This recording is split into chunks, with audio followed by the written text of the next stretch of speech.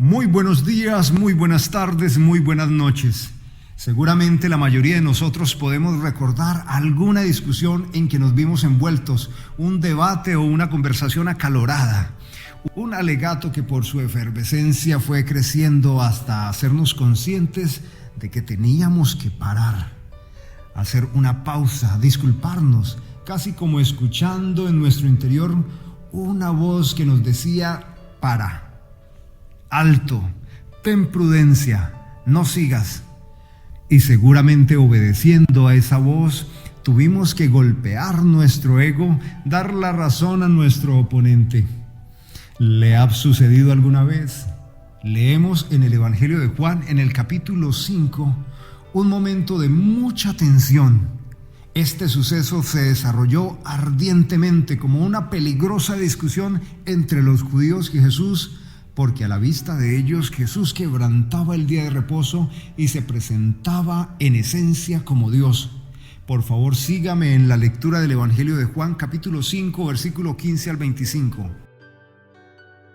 El hombre se fue y dio aviso a los judíos que Jesús era el que le había sanado. Y por esta causa los judíos perseguían a Jesús y procuraban matarle, porque hacía estas cosas en día de reposo. Y Jesús les respondió: mi Padre hasta ahora trabaja y yo trabajo. Por esto los judíos aún más procuraban matarle, porque no solo quebrantaba el día de reposo, sino que también decía que Dios era su propio Padre, haciéndose igual a Dios. Respondió entonces Jesús y les dijo: de cierto os digo, no puede el Hijo hacer nada por sí mismo, sino lo que ve hacer al Padre, porque todo lo que el Padre hace, también lo hace el Hijo igualmente. Porque el Padre ama al Hijo y le muestra todas las cosas que Él hace, y mayores obras que éstas le mostrará. De modo que vosotros os maravilléis, porque como el Padre levanta a los muertos y les da vida, así también el Hijo a los que quiere da vida. Porque el Padre a nadie juzga, sino que todo el juicio dio al Hijo, para que todos honren al Hijo como honran al Padre. El que no honra al Hijo, no honra al Padre que le envió. De cierto os digo, que el que oye mi palabra y cree al que me envió, tiene vida eterna y no vendrá a condenación, mas ha pasado de muerte a vida.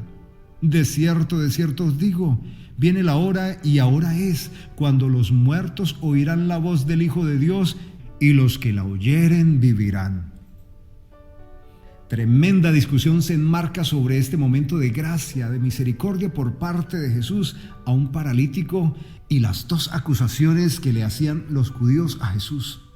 Para ellos, para los judíos, Jesús burlaba la tradición de no trabajar en sábado, y además de eso usurpaba la gloria de Dios en sus declaraciones, haciéndose Dios. Nos dice el versículo 16 que por esta causa buscaban la forma de matarlo. ¿Ha vivido usted una situación tan fuerte como para desear la muerte de alguien? Si así es, tuvo usted que experimentar un gran dolor, porque no por cualquier ofensa deseamos la muerte de alguien. Y así usted puede dimensionar el grado de ira que sentían los judíos contra Jesús. A lo largo y ancho de las Escrituras se nos ordena ser pacíficos, perdonar al ofensor, pasar por alto la ofensa. El mismo Jesús ocupa siempre partes en su predicación para llamar la atención del pueblo de Dios en este sentido: pacíficos, prudentes. Pero esta no es la reacción del Maestro en esta ocasión. Tal vez alguien esperaría ver a Jesús conciliador, que al ver enrojecidos rostros, penetrantes miradas e irascibles, amenazantes gritos, cercando su vulnerable humanidad, alguien pensaría que Jesús escogería la prudencia, dejarles ver un testimonio público de un hombre que tiene autocontrol, o como decimos hoy, inteligencia emocional. Pero no es así como Jesús reaccionó. No es así. Si Elías le añadió 12 jarrones de agua a la zanja del improvisado altar de piedras, desafiando a Acab y a sus 400 sacerdotes de Baal, pues Jesús rebosó gigantescos barriles de combustible sobre el inflamable y encendido corazón de sus enemigos. ¿Cómo respondió Jesús a la incendiaria protesta de sus enemigos, quienes le acusaban de hacerse Dios? Dice el versículo 17: mi Padre hasta ahora trabaja y yo trabajo. Bueno, pues, ¿qué está afirmando Jesús con esto? En otras palabras, Jesús le responde: por si ustedes no lo sabían, mi Padre y yo estamos arando la tierra, la buena tierra. Él poda la vid y yo doy vida. El Padre y el Hijo se encuentran trabajando a la par. No hay día que no lo hagan. Escuche por favor lo que dice el libro de Lamentaciones capítulo 3, versículo 21 al 26. Por la misericordia de Jehová no hemos sido consumidos, porque nunca decayeron sus misericordias. Nuevas son cada mañana. Grande es tu fidelidad. También podemos leer el Salmo capítulo 23, versículo 6. Nos afirma: ciertamente el bien y la misericordia me seguirán todos los días de mi vida, y en la casa de Jehová moraré por largos días. Los judíos sabían muy bien que Dios no comparte su gloria con ningún hombre, y que no hay hombre que pueda hacer las obras de Dios, y que ningún hombre está a la altura, ni goza de competencias como solo Dios las tiene. Por esto los judíos buscaban la forma de matarlo, porque Jesús se hacía Dios. Prudencia, Jesús, prudencia. Me parece escuchar a sus amigos pedirle prudencia. Sin embargo, leemos en el versículo 19, dice Jesús así: de cierto os digo, no puede el Hijo hacer nada por sí mismo, sino lo que ve hacer al Padre. ¿Lo que ve hacer al Padre? Bueno, pues naturalmente, si nuestros hijos crecen a nuestro lado, harán las cosas que nosotros hacemos, aprenderán nuestros gestos, hábitos y de pronto nuestros gustos. La afirmación de Jesús aquí nos habla de varias cosas. En primer lugar, al decir de cierto os digo, está afirmando que sus palabras son verdad y verdad absoluta, inerrantes y sin contradicción. En segundo lugar, nos está diciendo Jesús con esta afirmación que sus acciones son orientadas por el Padre. En tercer lugar, también podemos notar que Jesús está diciéndoles a ellos que se somete al Padre en su humanidad, que hace la voluntad de aquel que lo envió, del Padre. En cuarto lugar, también podemos notar que Jesús les dice que Él ha visto al Padre cara a cara. Recuerda lo que dice Éxodo capítulo 33, versículo 20. No podrás ver mi rostro, porque no me verá hombre y vivirá. La afirmación de Jesús es que Él subsiste en esencia junto al Padre. Para que esto sea así, Jesús tiene que ser Dios, y tiene que ser Dios revestido de humanidad. ¿Qué dice Juan capítulo 1, versículo 1? Que en el principio era el verbo, el logos, la palabra, y la palabra estaba con Dios y la palabra era Dios. Esto lo dice Juan acerca de Jesús. Continúa Jesús su defensa y podemos leer en el versículo 20: porque el Padre ama al Hijo y le muestra todas las cosas que Él hace, y mayores obras que ésta le mostrará. Podemos leer Romanos capítulo 11, versículo 33 al 36. Oh profundidad de las riquezas de la sabiduría y de la ciencia de Dios, cuán insondables son sus juicios e inescrutables sus caminos. Porque ¿quién entendió la mente del Señor? ¿O quién fue su consejero? ¿O quién le dio a Él primero para que le fuese recompensado? Porque de Él y por Él y para Él son todas las cosas. A Él sea la gloria por los siglos. Amén. Dígame usted, ¿quién puede conocer los decretos eternos de Dios? ¿Quién es aquel hombre que tiene la capacidad de discernir la sapiencia del inconmensurable e infinito Dios Todopoderoso? ¿Quién? ¿A qué mortal le ha depositado Dios su eterna sabiduría? ¿Quién puede escuchar la impresionante voz de Dios y no estallar en mil pedazos? ¿Quién puede ver el incandescente rostro de Dios con ojos de arcilla y no consumirse como paja seca sobre el fuego? Pues solo alguien que sea Dios puede en sí mismo contener la mente de Dios. Indiscutiblemente, la acusación de los judíos sobre Jesús es cierta. Jesucristo se proclama Emmanuel, Dios con nosotros. Ten prudencia, Jesús, ten prudencia, que observas los ánimos, diría seguramente alguien a su lado, pidiéndole mesura, pidiéndole quietud. Puede usted ver a los maestros de la ley temblando de ira, a punto de infartarse, con las manos empuñadas, escogiendo las piedras más afiladas, moliendo el suelo con sus sandalias al mejor estilo de los caballos de guerra, listos para descargar sobre este atrevido hijo del carpintero un demoledor impacto de linchamiento. Continúa Jesús en el versículo 21 diciendo: como el Padre levanta a los muertos y les da vida, así también el Hijo a los que quiere da vida. Esta nueva afirmación de Jesús nos transporta al pasado, a la profecía de Ezequiel capítulo 37, versículo 16. La mano de Jehová vino sobre mí y me llevó en el espíritu de Jehová y me puso en medio de un valle que estaba lleno de huesos y me hizo pasar cerca de ellos por todo en derredor. Y he aquí que eran muchísimos sobre la faz del campo y por cierto, secos en gran manera. Y me dijo: hijo de hombre, ¿vivirán estos huesos? Y le dije: Señor Jehová, tú lo sabes. Me dijo entonces: profetiza sobre estos huesos y diles: huesos secos, oíd palabra de Jehová. Así ha dicho Jehová el Señor a estos huesos: he aquí yo hago entrar espíritu en vosotros y viviréis, y pondré tendones sobre vosotros y haré subir sobre vosotros carne y os cubriré de piel y pondré en vosotros espíritu y viviréis y sabréis que yo soy Jehová.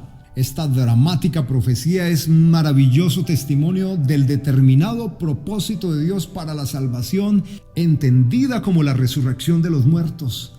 El valle de los huesos secos son la humanidad en su estado natural. Esto nos dice Pablo en la carta a los Efesios en el capítulo 2.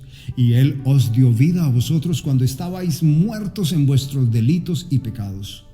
Esta es una obra efectuada por el Verbo de Dios, la palabra profética que es Jesucristo. Cristo, Dios encarnado con nosotros. Para que un hombre juntamente con Dios, el Padre, puedan resucitar muertos, dar vida, tiene que esencialmente ser la vida. Sin filtros ni diplomacia, Jesús, y en tono vehemente y sin ningún temor, le dice a esta gente que el paralítico que levantó, lo levantó el mismo Dios que lo trajo a este mundo. El estanque de Betesda estaba al límite con todos estos enfermos y Dios a quien quiso sanó y levantó y salvó, uno entre muchos, ese Dios Jesús encarnado.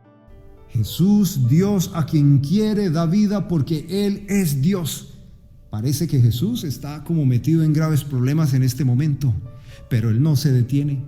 Leemos en el versículo 22 las palabras de Jesús. Él dice que el Padre le ha dado la autoridad y señorío. También podemos leer esta referencia en Mateo capítulo 7, versículo 22 al 23. Muchos me dirán en aquel día: Señor, Señor, ¿no profetizamos en tu nombre y en tu nombre echamos fuera demonios y en tu nombre hicimos muchos milagros? Y entonces les declararé: nunca os conocí, apartados de mí, hacedores de maldad. Y también podemos leer en Mateo capítulo 25, versículo 34.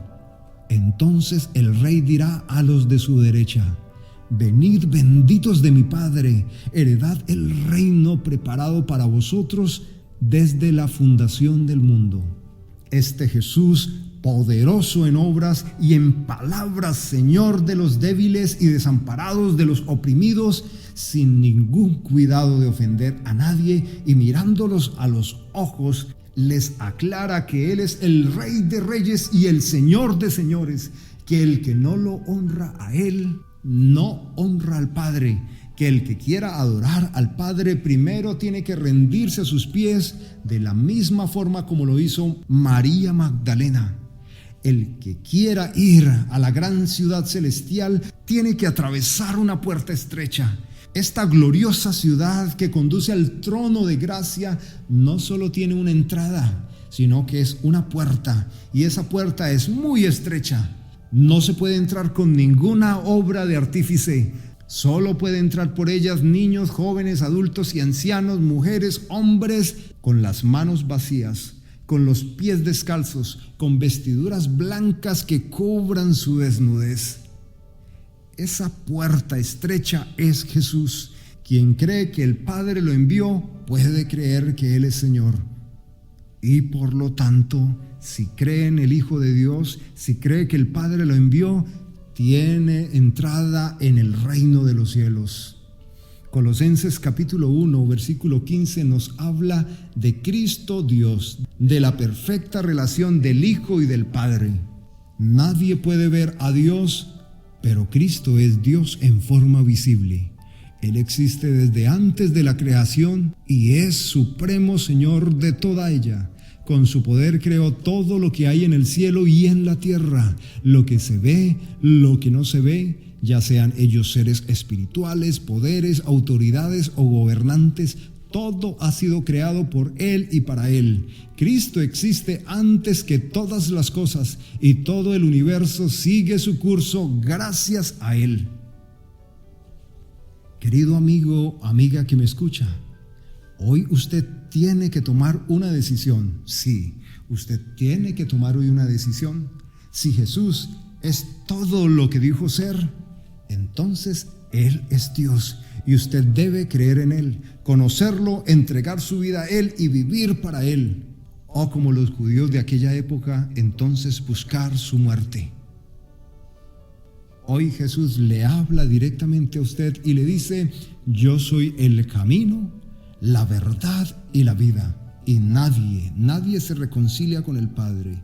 Nadie tiene perdón de pecados. Nadie tiene vida eterna. Nadie tiene comunión con Dios si no es por Él, por Jesucristo.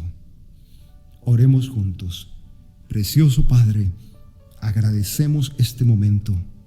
Agradecemos tu palabra. Agradecemos por el Evangelio de Juan. Pero más agradecemos por Cristo. Cristo Dios encarnado. La manifestación gloriosa tuya con nosotros. Oh Jesús, tú eres Dios y eres el Señor de nuestras vidas. A ti rendimos todo nuestro corazón. Perdona nuestros pecados, Señor. Reconocemos nuestra culpabilidad y que sin ti nada somos y nada podremos hacer. Pero en ti tenemos la vida y la vida eterna, porque tú eres Dios, Dios con nosotros. Alabado sea tu nombre, Padre, en Cristo Jesús. Amén. Continuamos con nuestro estudio bíblico del Evangelio de Juan la próxima semana. Suscríbase a nuestro canal y comparta estos mensajes que son de mucha edificación. Dios les bendiga enormemente. La paz de Cristo, la paz de Dios gobierna sus corazones. Nos vemos la próxima semana.